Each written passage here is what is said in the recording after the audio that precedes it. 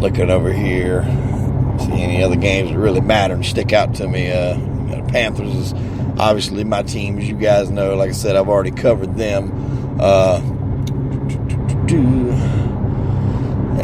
That's about it, man. Anything worthy of a discussion, really. I mean, I'm gonna hop back on the Giants for a minute. I don't know what them guys need to do.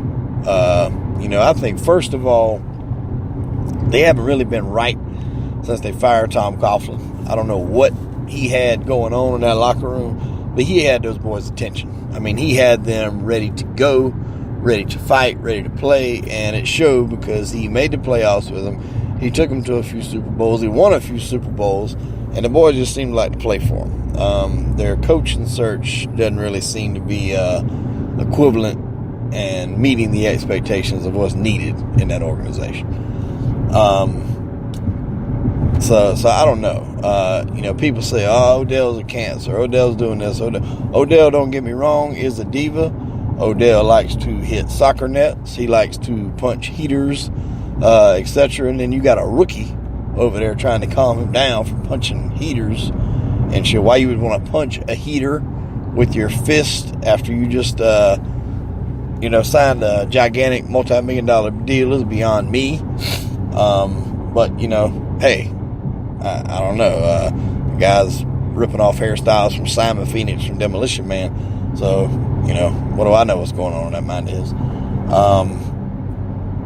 You got some problems. He's the type of guy, he's going to be that teammate. He wears his emotions on his sleeve. Probably wears ladies' underwear too. But, what are you going to do?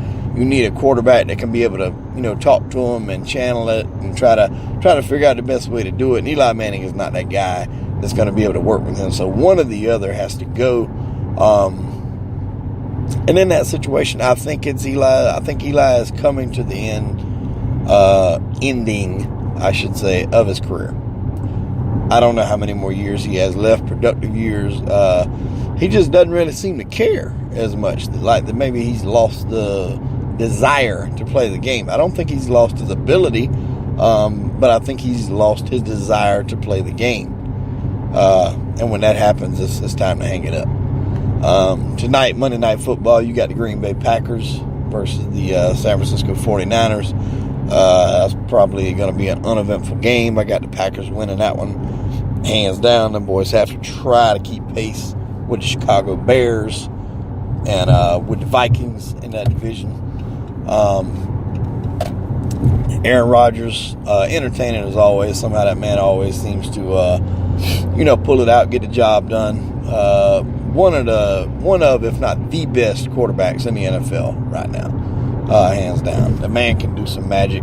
He's always done it with less talent. Why them boys don't want to get him a running back, I don't know. They did go out and get Eddie Lacy, and he was good for them a couple of years, but then that man just couldn't stay away from the buffet line, and he became the buffet line, so they had to get rid of him, and they haven't really got a true running back in there since, although they had a chance to draft quite a few since then, but for whatever reason they never do. I'm not sure what's going on up there, but the boys could use a running back to sustain some drives. Le'Veon Bell is out there, and I'm just throwing that out there. I don't know what the Packers got to offer, but Le'Veon Bell is out there. So it's something you want to keep on the table. Because I personally don't know if Steelers are going to mess around with him all kind of way now. James Conner seems to have taken over that role. He's definitely flourishing. He took his opportunity and made the most of it. He took the ball and ran with it, so to speak. So, you're not really going to come in there and just hop right back in the driver's seat after doing what you were doing for so long, in my opinion.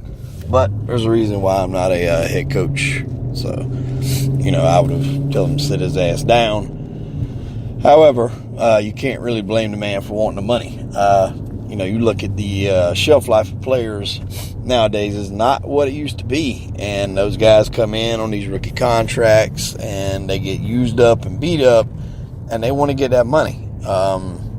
You take the safety out in Seattle, Earl Thomas, wanted a big contract, wanted some money, wanted some guaranteed money, couldn't ever get it. Finally came out to play, and then look, bam. Now his leg got hurt. He's injured. he's going to miss the rest of the season. And what are they going to say next year? Well, Earl, you're coming back off an injury. Maybe you're not the same guy. Maybe you don't bring the same intensity. Maybe you're injury prone now. We're not going to be able to give you your $6-7 million a year. We're going to give you $1 million a year and then some incentives that you can reach. So, and then in effect, you've taken millions and millions of dollars from this guy who lays it out every game, who's giving you 110% when he's been on the field. And because you didn't want to sign him to a deal or trade him and get something for him to a team that would sign him, you've cost him a lot of money. So a lot of times fans want to, look down on players doing that. But if you're in that situation, you would probably do the same thing.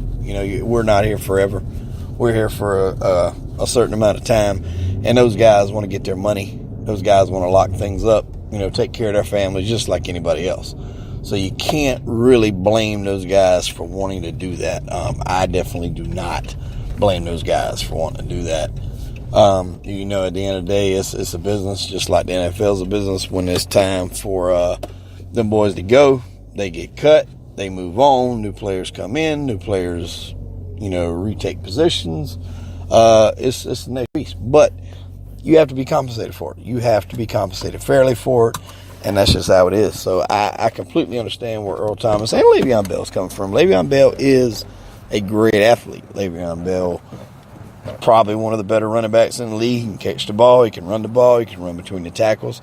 He is a great competitor. And by all accounts, until this year, from what I'd heard, anything that I'd heard, was a great teammate. So, I can't sit here and say Le'Veon Bell is a bad teammate, because that never come out of anybody's mouth until he didn't want to come back because he wanted to get paid. So, if you do your job every week, and then, your boss says, I don't know if I really want to pay you this week, you probably get a little pissed off too. So, that about wraps it up for my coverage of the NFL. Next week, I believe the Panthers have Philadelphia, so that ought to be a good game. That's usually a good game between those two squads. Usually winds up going down to the wire. It did last year. Philly won in Charlotte. This game will be in Philly, so it'll be another road test for Carolina. Hopefully they will not go down there and put themselves in a hole this time. And we can see, where both teams are at. This is a good matchup at this point in the season. Everybody's getting some people back, getting some people healthy. At least for the Panthers side, I know Philly still has some injuries to the running back position and things like that. So it should be a good ball game. We'll see how it goes. Guys, remember to go like the page, sound off. You can search for it in the search bar. I am going to be getting these uploaded to Spotify, so if you got a Spotify account, you can pull it up and listen to it that way. Go on the page, let me know what you think, what you disagree with. Love to hear you guys' thoughts. This will do it. I'll probably do another one later on in the week. Get you some college football in there, some more UFC news, some news about some movies and everything dropping that was shot here in Charleston, South Carolina. So just stay tuned. There's a lot of good things to come. Hope you guys have a good, safe week. Happy Monday. I'm out.